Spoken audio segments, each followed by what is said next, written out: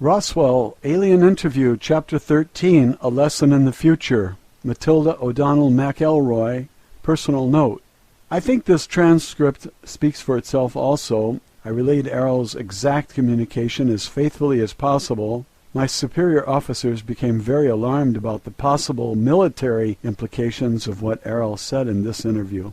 Official transcript of interview, top secret. Official transcript of the U.S. Army Air Force. Roswell Army Airfield, 509th Bomb Group. Subject, Alien Interview, July 31st, 1947, first session. It is my personal belief that the truth should not be sacrificed on the altar of political, religious, or economic expediency.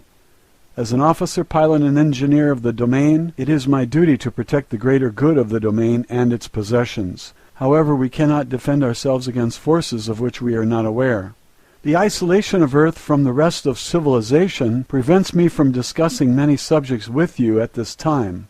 Security and protocol prevent me from revealing any but the broadest general statements about the plans and activities of the domain. However, I can give you some information that you might find useful.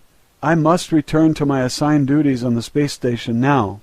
I have provided as much help as I feel ethically able to offer, given the requirements and constraints of my duties as an officer, pilot, and engineer of the domain forces. Therefore, I will depart as an ISB from Earth within the next 24 hours. Editor's note: the following several paragraphs appear to be personal comments made by Matilda to the stenographer regarding her interview with Errol. What this means is that Errol will leave her doll with us, as her craft is damaged beyond repair. We can examine, dissect, and study the body at our leisure.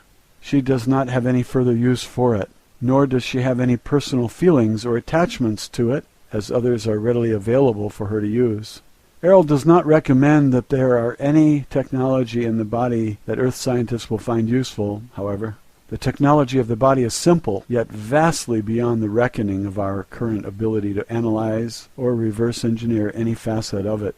The body is neither biological or mechanical, but a unique fabrication of materials and ancient technologies not found on any Earth-type planet. As Errol mentioned previously, a very rigid and distinctive hierarchy of social, economic, and cultural classes exists throughout the domain, which has remained unvaried and inviolate for many millennia. The body type and function assigned to an ISB officer varies specifically according to the rank, class, longevity, training level, command level, service record, and meritorious citations earned by each individual ISB, as with any other military insignia. The body used by Errol is specifically designed for an officer, pilot, and engineer of her rank and class. The bodies of her companions, which were destroyed in the crash, were not the same rank or class, but of a junior rank. Therefore, the appearance, features, composition, and functionality of those bodies were specialized and limited to the requirements of their duties.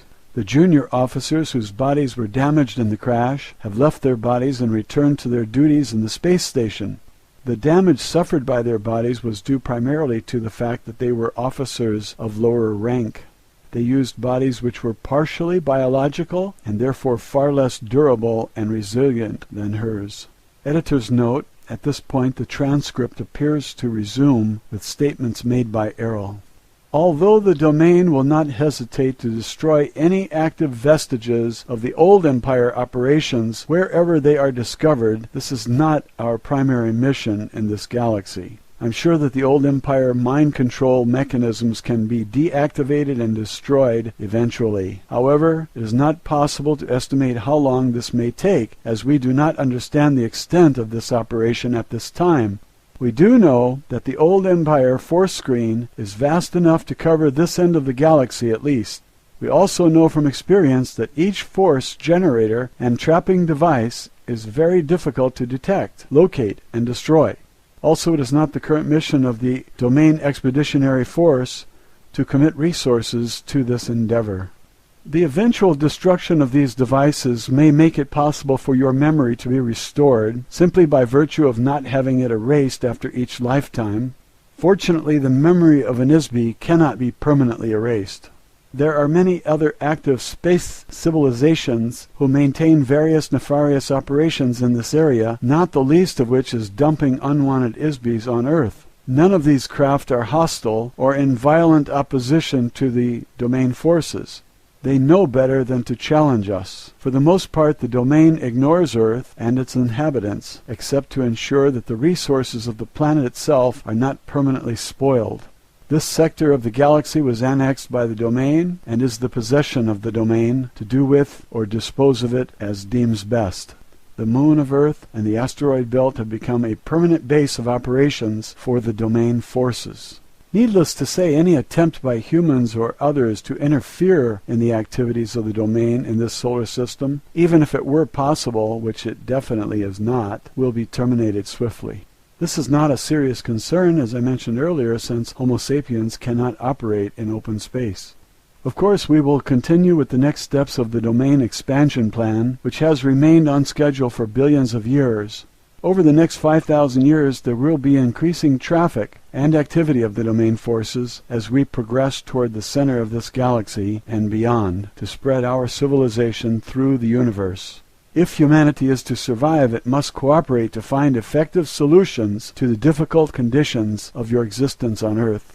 Humanity must rise above its human form and discover where they are and that they are Isbis, and who they really are as Isbis in order to transcend the notion that they are merely biological bodies. Once these realizations have been made, it may be possible to escape your current imprisonment. Otherwise, there will be no future for the Isbis on Earth. Although there are no active battles or wars being waged between the domain and the old empire, there still exists the covert actions of the old empire taken against Earth through their thought control operation. When one knows that these activities exist, the effects can be observed clearly.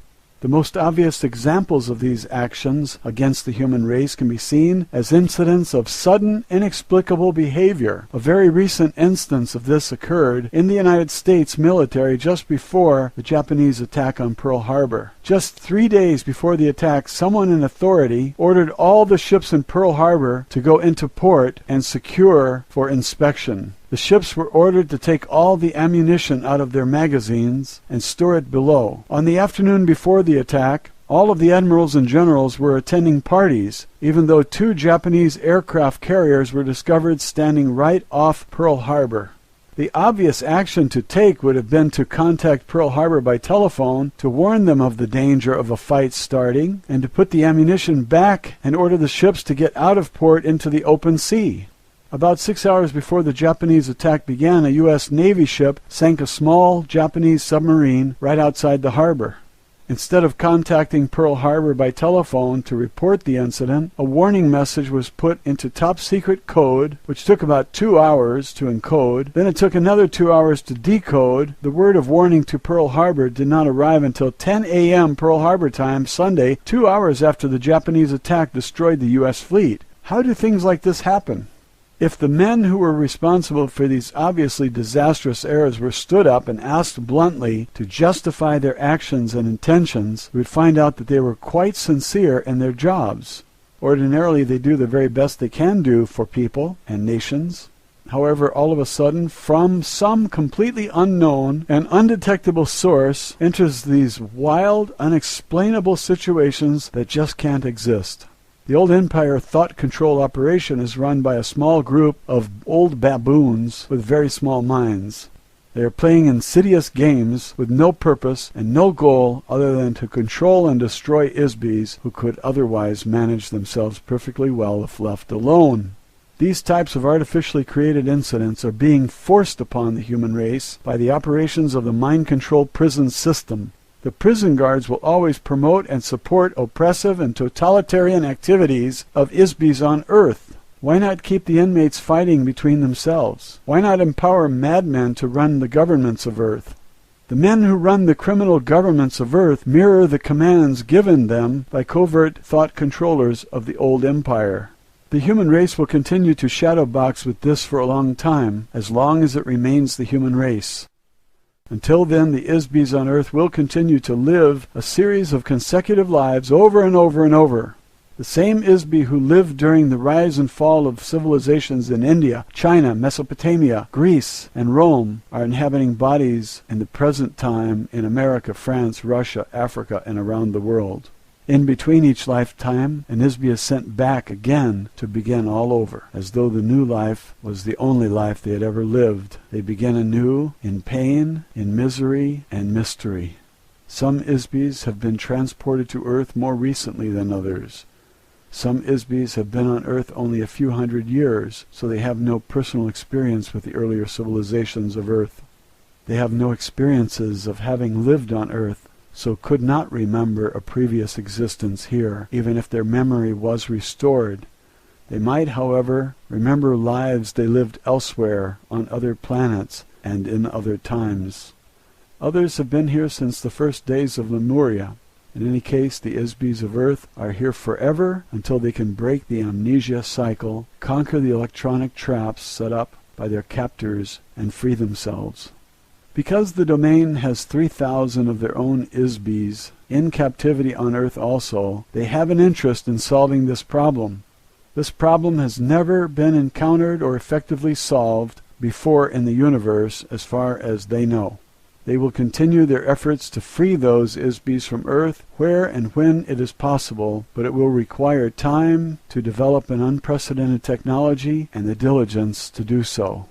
Editor's note: the following statement is a comment by Matilda. I think that it is Errol's sincere desire, as one Isby to another, that the rest of our eternity will be as pleasant as possible.